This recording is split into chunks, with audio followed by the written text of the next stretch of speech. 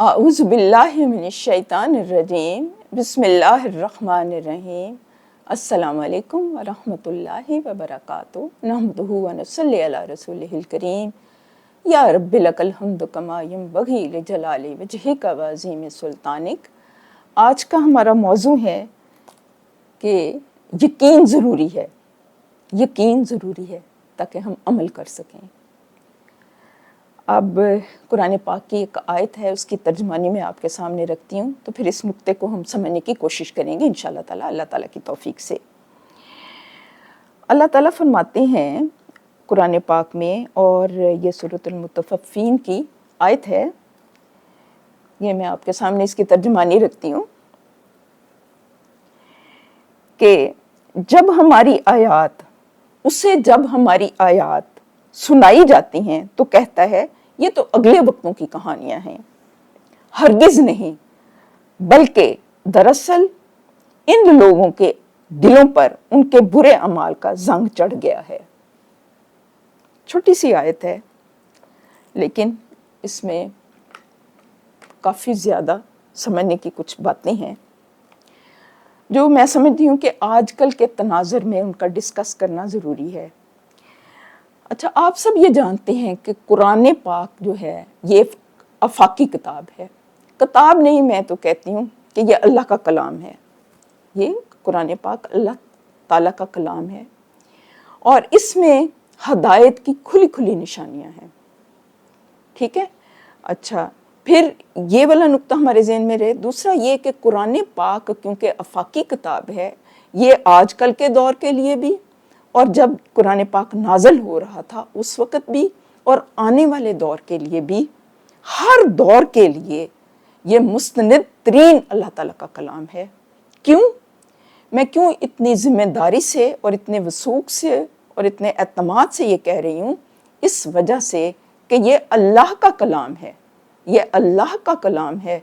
اور جب یہ اللہ کا کلام ہے تو اس میں کسی شک کی، کسی کجی کی، کسی ٹیڑھ کی، کسی بھی باطل کی آمیزش ہو ہی نہیں سکتی۔ حق وہ ہے جسے اپنے ثبوت کے لیے کسی خارجی دلیل کی ضرورت نہ پڑے۔ علماء کرام ہمیں یہی بتاتے ہیں، وہ بذات خود حق ہے اور اسے اپنے آپ کو ثابت کرنے کے لیے کسی دلیل کی ضرورت نہیں ہے۔ اللہ تعالیٰ سورۃ البقرہ کا آغاز اس طرح فرماتے ہیں کہ ذالک الکتاب لا ریب فیہ، یہ وہ کتاب ہے جس میں کوئی شک نہیں ہے۔ اگر کوئی ٹیڑھ ہے تو ہماری عقلوں میں کوئی ٹیڑھ ہو سکتا ہے، اگر کوئی کجی ہے تو ہماری عقلوں میں کوئی کجی ہو سکتی ہے، اگر کوئی فہم کا فرق ہے تو وہ ہمارے دل اور دماغ کے اندر ہے، ورنہ اس کتاب کو جہاں سے بھی پڑھ لیں، شروع سے پڑھ لیں، درمیان سے پڑھ لیں، آخر سے پڑھ لیں، اس میں آپ کو ایک بھی آیت ایسی نظر نہیں آئے گی جو کہ انسانی فطرت کو اپیل نہ کرے۔ شرط صرف ایک ہے کہ انسان کا دل، اس کا دماغ ہر قسم کے تعصب سے، ہر طرح کے حسد سے، ہر طرح کی نفرت سے، ہر طرح کے تعصب سے پاک ہو۔ جب اس کا دل دماغ کلیئر ہوتا ہے تو پھر حق انٹر کرتا ہے۔ تو یہاں پر وہ کیا کہتے تھے کہ یہ تو اگلے وقتوں کی کہانیاں ہیں، نعوذ باللہ، خدا نہ خواستہ وہ یہ باتیں کہتے تھے۔ تو یہ کتنی بڑی نافرمانی اور سرکشی کی بات ہے۔ اور میں نے یہ آیت، سمپل سی آیت ہے، اس لیے اس کو سلیکٹ کیا ہے کہ مطلب میری زبان رکتی ہے بعض باتوں کو ایسے کلیئرلی بیان کرتے ہوئے، لیکن جو حقائق ہیں وہ بیان بھی کرنے پڑتے ہیں۔ یقین کریں آج کل بھی میں نے بعض لوگوں کی زبان سے اسی طرح کی باتیں سنی ہیں کہ یہ تو اگلے وقتوں کی کہانی ہے، یہ تو آج کل تو ہم بڑے ماڈرن ہو گئے ہیں، تو وہاں پہ پہنچ گئے ہیں، تو وہاں پہ پہنچ گئے ہیں، تو یہ ایجاد کر رہی ہے، تو وہ ایجاد کر رہی ہے۔ لیکن انسان کو ایک چیز کی سمجھ نہیں آتی، میں کہتی ہوں ایک چیز کی نہیں سمجھ آتی بندے کو۔ انسان یہ سوچے کہ اس کو کس نے پیدا کیا ہے، اس کی عقل کو کس نے پیدا کیا ہے، یہ انسان سوچ لے نا، اور پھر یہ سوچ لے کہ اس کی ابتدا کیسے ہوئی ہے، کبھی سوچا انسان نے؟ اور کبھی یہ سوچ لے کہ اس کا سانس کیسے آ رہا ہے اور جا رہا ہے۔ جب کوئی بھی آسمانی یا زمینی آفت ہوتی ہے، اور پوری ترقیوں کے باوجود، پوری سائنس اور ٹیکنالوجی کی ترقیوں کے باوجود انسان کچھ نہیں کر پاتا، بس تھوڑا بہت ہی ہے کہ وہ اپنے آپ کو سمیٹ لے کر لے، ورنہ اللہ تعالیٰ کی قدرت کے آگے انسان بے بس ہے۔ قرآن تب فائدہ دیتا ہے کہ جب انسان اپنے آپ کو پوری طرح سے قرآن پاک کے آگے سرنڈر کر دے، اللہ تعالیٰ کی عظمت کا احساس انسان کے دل میں آ جائے، اس کے دل میں یہ احساس آ جائے کہ وہ سب سے بزرگ ہستی ہے، وہ ہمارا پالنہار ہے، وہ خالق ہے، مالک ہے، رازق ہے، ایک ایک چیز اس کے قبضہ قدرت میں ہے، اور اس کے احسانات اتنے بے شمار ہیں، اتنے لاتعداد ہیں، اتنے انگنت ہیں، اتنے انمول ہیں کہ ہم ان کا احاطہ ہی نہیں کر سکتے۔ یقین کریں ہماری زبان وہ بیان کرنے سے قاصر ہے، ہمیں تو اس کے آگے جھک جانا چاہیے، بچھ جانا چاہیے، اس کی حمد میں ربط اللسان ہو جانا چاہیے کہ اس نے ہمارے اوپر اتنا احسان کیا، اتنا احسان کیا، اس نے ہمیں قرآن جیسی عظیم کلام ہمیں عطا کر دیا، قرآن پاک جیسا عظیم قرآن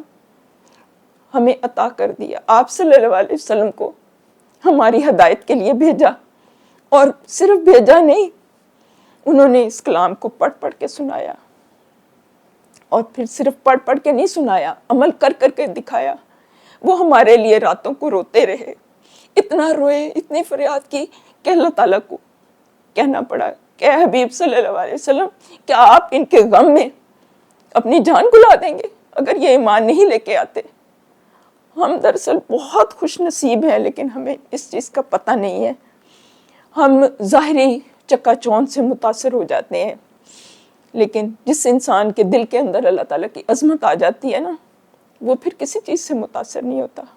وہ کسی ازم سے متاثر نہیں ہوتا، وہ کسی سائنس اور ٹیکنالوجی سے متاثر نہیں ہوتا، اسے پتہ ہوتا ہے کہ یہ اللہ تعالیٰ نے انسان کو بنایا، تو انسان نے اپنی عقل سے کام لے کر یہ چند چیزیں ایجاد کر لی ہیں، یہ سہولیات ہیں، یا کچھ مراعات ہیں، یا اس کی زندگی تھوڑی آسودہ ہو گئی ہے، ٹھیک ہے، وہ چیزیں انسان کو ضرور کرنا چاہیے، اسے اللہ تعالیٰ ممانعت نہیں کرتا۔ اللہ تعالیٰ تو خود کہتا ہے کہ تم تسخیر کائنات کرو، تم غور کرو، تم فکر کرو، اللہ تعالیٰ نے کہاں منع کیا ہے؟ دراصل ہماری فہم کا فرق ہے، ہم سچ اور جھوٹ کو، حق اور باطل کو، دنیاوی ترقی کو اور ان چیزوں کو آپس میں گڑ مڑ کر دیتے ہیں۔ ہم یہ سمجھتے ہیں کہ شاید ہم دین کی طرف آئیں گے تو شاید ہماری دنیا چھوٹ جائے گی، شاید ہم وہ جو ہے سائنس اور ٹیکنالوجی سے ہم پیچھے رہ جائیں گے، شاید یہ ہو جائے گا۔ تو اسی وجہ سے سب سے پہلے اپنا کانسیپٹ کلیئر کرنے کی ضرورت ہے کہ اللہ تعالیٰ تو خود کہتا ہے کہ تم تسخیر کائنات کرو، تم غور کیوں نہیں کرتے، تم فکر کیوں نہیں کرتے، اپنے آپ پہ غور کرو، کائنات پہ غور کرو، تم اللہ تعالیٰ کی نشانیوں پہ غور کرو تو تمہیں اللہ تعالیٰ نظر آئے گا، پھر تم تسخیر کرو، دیکھو، غور کرو۔ کہاں اللہ نے منع کیا ہے؟ نبی صلی اللہ علیہ وسلم نے تو خود صحابہ کو کہا تھا کہ اگر کوئی نئی بات تم دیکھتے ہو یا سنتے ہو تو اس کو اختیار کرو۔ آپ نے خود ان کی اس طرح سے تربیت کی تھی کہ دنیاوی معاملات میں جو بھی کوئی اس طرح کی باتیں ہیں جو نہیں ہیں ان کو سیکھو تم۔ بات یہ ہے کہ مغرب سے ہم لوگوں نے متاثر نہیں ہونا، ان کی جو ترقی ہے، سائنسی ایجادات یا جو کچھ بھی ہے وٹ ایور اٹ از، اس سے ہم نے استفادہ ضرور کرنا ہے، لیکن ان کی جو اخلاقی بیماریاں ہیں ان کو نہیں لینا۔ تو یہ والی چیز، اس کا فرق بھی ہمارے ذہن میں رہے۔ تو یہ مطلب میں تو یہ کہوں گی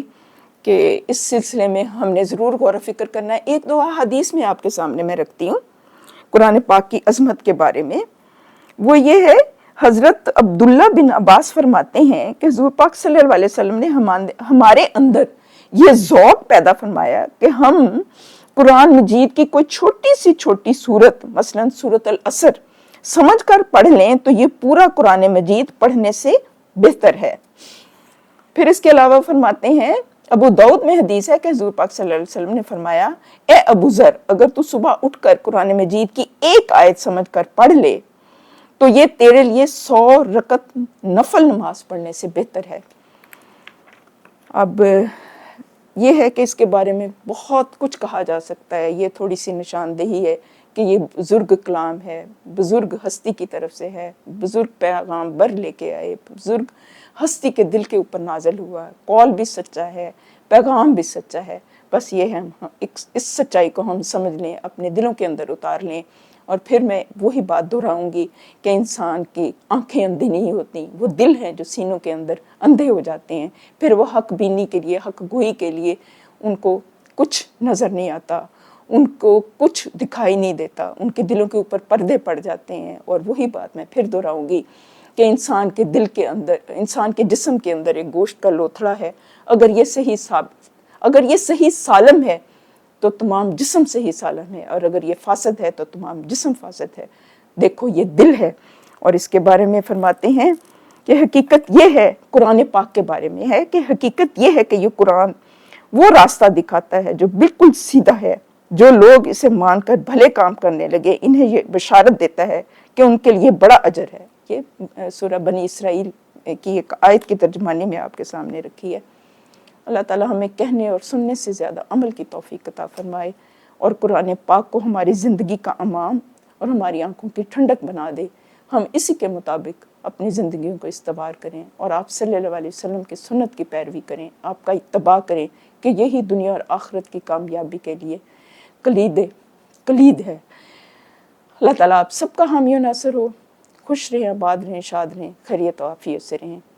فی امان اللہ۔